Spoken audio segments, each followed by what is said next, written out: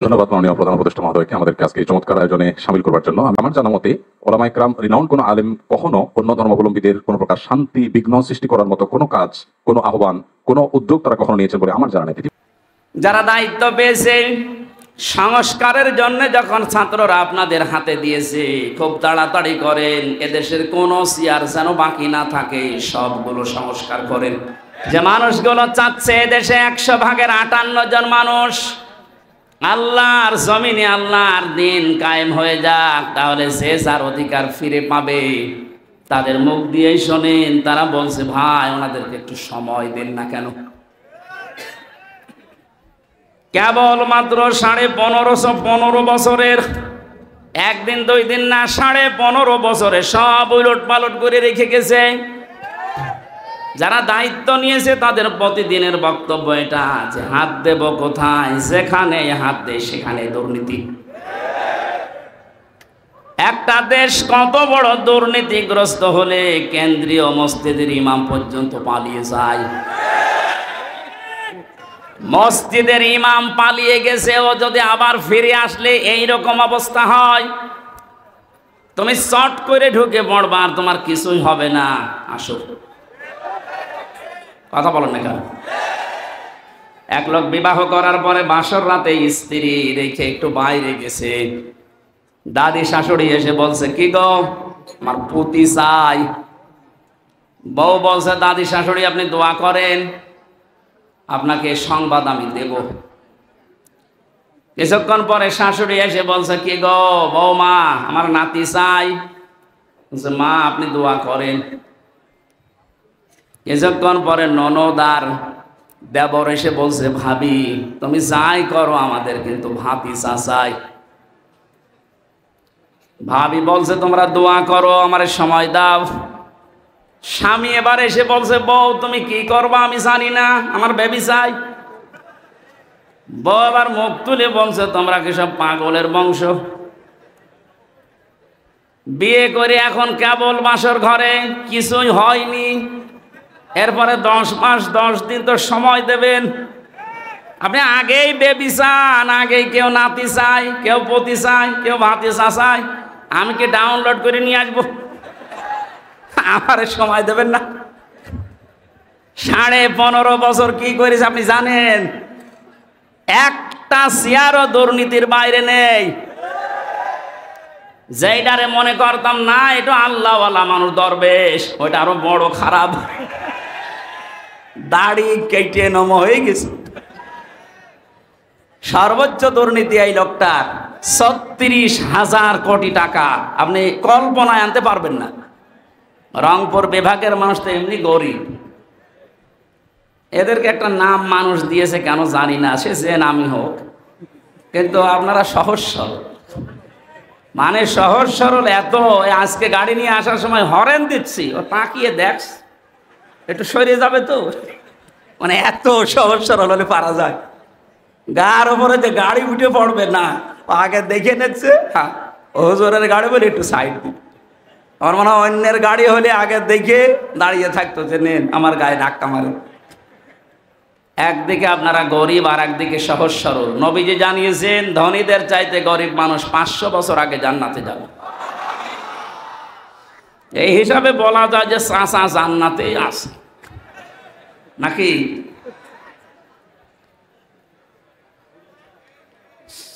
আমার ভাইরা যারা দায়িত্ব পেয়েছে সংস্কারের জন্য, যখন ছাত্ররা আপনাদের হাতে দিয়েছে, খুব তাড়াতাড়ি করেন, এদেশের কোনো চেয়ার যেন বাকি না থাকে, সবগুলো সংস্কার করেন। কারণ এই জালেমদের দোসর এইগুলো। 1628টা চেয়ার ছিল বাংলাদেশে, মেন চেয়ার, এই চেয়ার না ওইগুলো, ওই চেয়ারগুলো দিয়ে এ দেশ পরিচালিত হইতো, আর ডিরেকশন আর তো দাদার কাছ থেকে।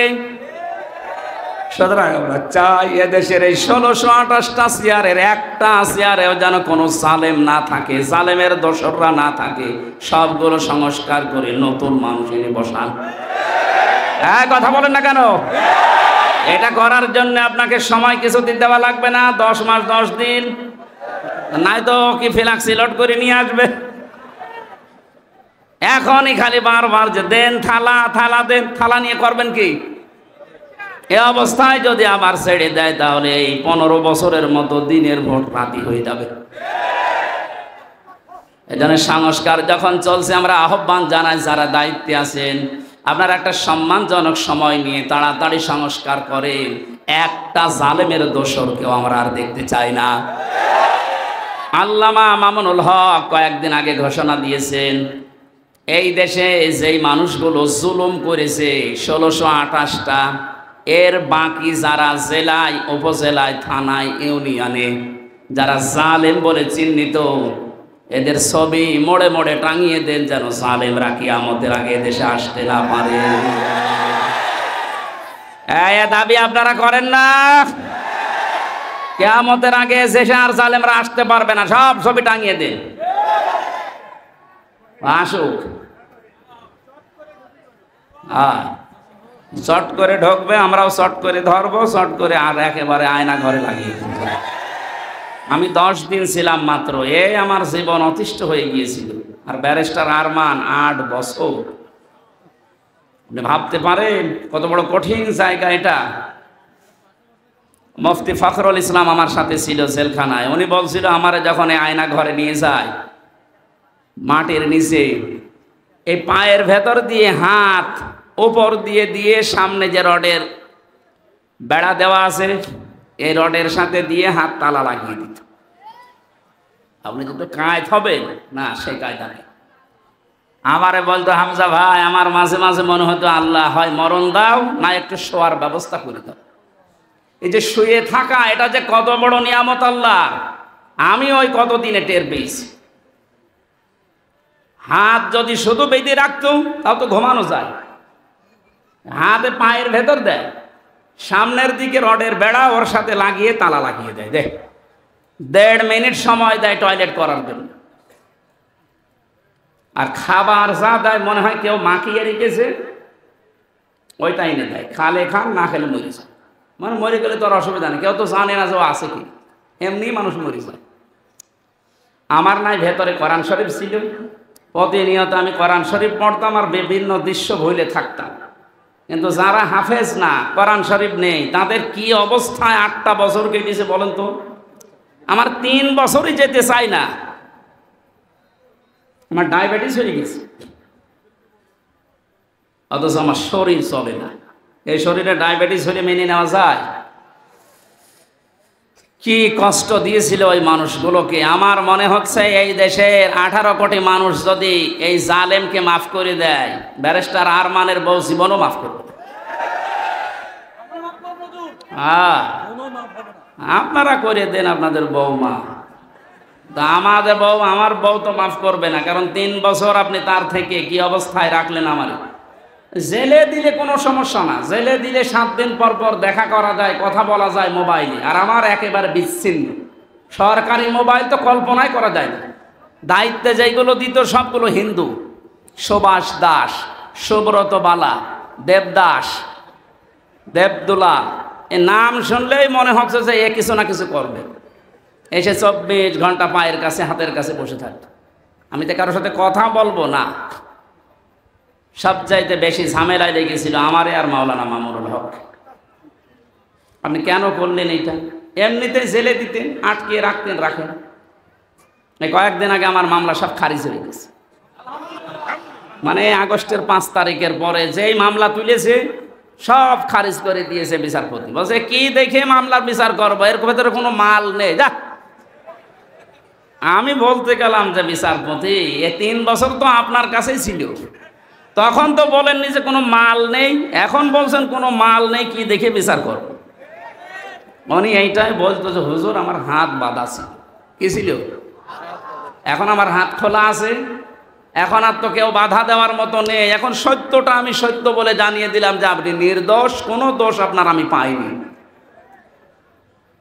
আমার মনে হয় এদেশে 1628টা চেয়ার যে আছে, শুধু একটা চেয়ারের হাত খোলা ছিল, আর বাকি 1627টা চেয়ারের হাত বাঁধা ছিল। যারা লাফাতো এই কাকু থেকে শুরু করে হাসাও মাহমুদ থেকে, প্রত্যেকটা খালি আন্দাজে চাপা পিটা, ওদের কথায় বার্তায় কোনো মিল নেই। ওই একজনের শুধু হাত খোলা, উনি যা বলবে ওদের বলে আজকে এখন দিনে রাত 11:10 বাজে, ও যদি বলতো দিনের 11:10, এ জালেমের দোসরগুলো বলতো ঠিক আছে। এইরকম অবস্থায় পৌঁছিয়েছিল দেশটা। সেখান থেকে অন্তত আস্তে আস্তে যখন হাত খোলা আরম্ভ হয়েছে, আমরা চাই এদেশে কিয়ামতের আগে যেন আর কারো হাত বাঁধা না হয়। যে যেখানে আছে সব হাত খোলা থাকবে আবু সাইদের মতো। কথা বলেন ঠিক কিনা?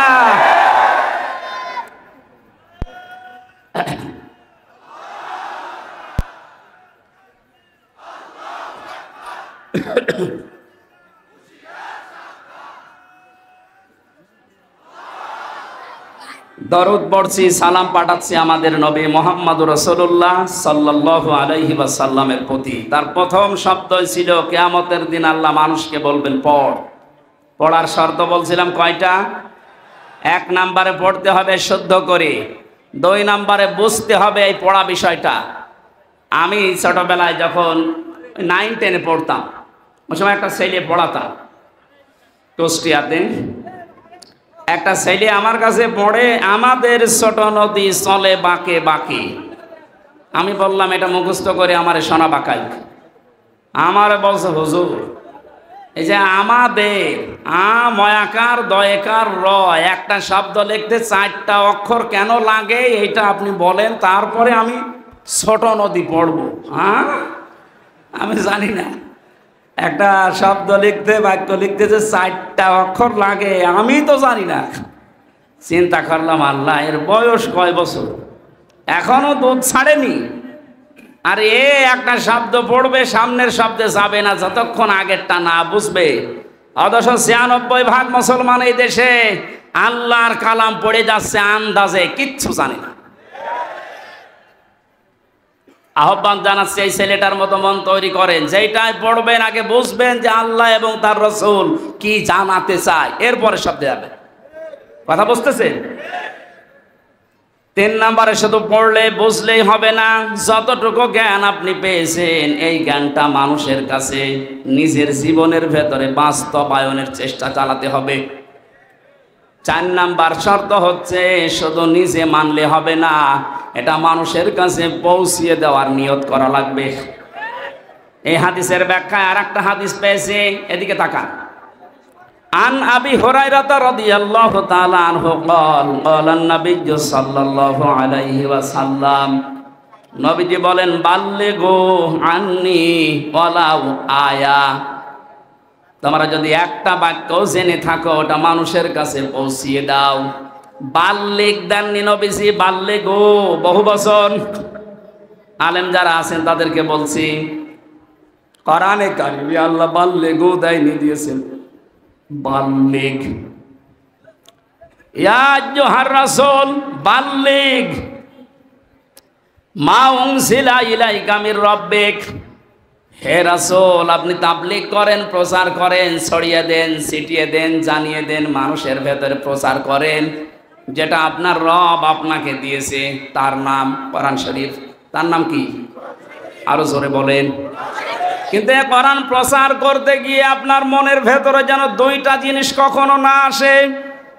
কিতাবুন উনজিলা ইলাইকা ফালা ইয়াকুন ফি সাদরিকা হারাজুম মিনহু লিতুনযিরা বিহি ওয়া যিকরা লিল মুমিনিন। বলেন আল্লাহু আকবার। আল্লাহ পাক বলেন এই যে কিতাবে কোরআন আপনাকে দিলাম, এটা যখন মানুষের মাঝে প্রচার করবেন তখন আপনি যেন কোনো ভয় পাবেন না, কোনো দ্বিধা দ্বন্দ্ব সংশয় সন্দেহ এগুলো আপনার মনের ভেতরে কাজ না করে। হারাজনের ব্যাখ্যায় মুফাসসিরিন ইকরাম লিখেছেন 2টা বিষয়। 1 নম্বরে কোরআন প্রচার করতে গিয়ে কখনো এই ভয় পাবেন না যে মানুষ হয়তো না বুঝে অনেকেই মন খারাপ করতে পারে। এরকম মানুষ দেশে নেই? আচ্ছা, আল্লাহ যেটা জানাতে চাই আমিও ওইটা বলতে চাই। তো অনেক মানুষ আছে কোরআনের এই বক্তব্য না বোঝার কারণে আন্দাজে মন খারাপ করে থাকে, ও মনে করে আমারে বলতেছে।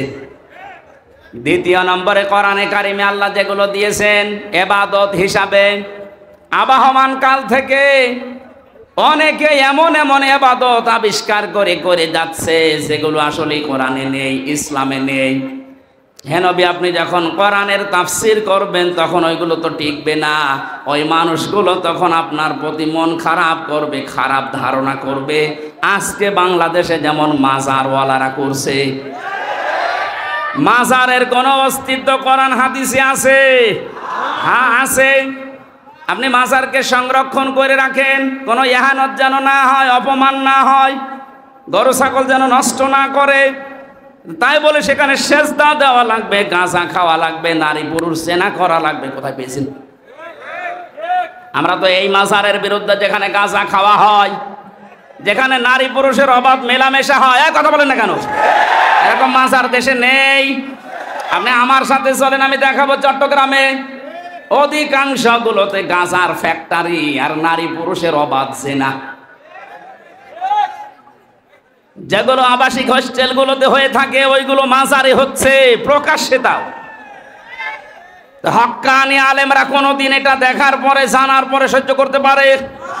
এতদিন পর্যন্ত জালেমরা ওদেরকে পাত্তা দিত, জালেমরা ব্যবসা করে খেত, এই কারণে কিছু বলতো না। জালেম যেহেতু নেই এখন, আলেমরা এই জন্যে এত বেশি সতর্ক করছে যে মাজারের অস্তিত্ব যেন না থাকে, গুড়িয়ে দিন। কারণ আলেমরা দেখে এসেছে যে হাজী সাহেব আজ প্রধান অতিথি, সভাপতি, সভাসী। হযরতে ওসমানের কবর আমি দেখেছি, খালি একটা পাথর দেওয়া আছে, বোঝা যাচ্ছে না। আর বাংলাদেশে গরু ছাগল মরে গেলেও কবর 3 তলা হয়।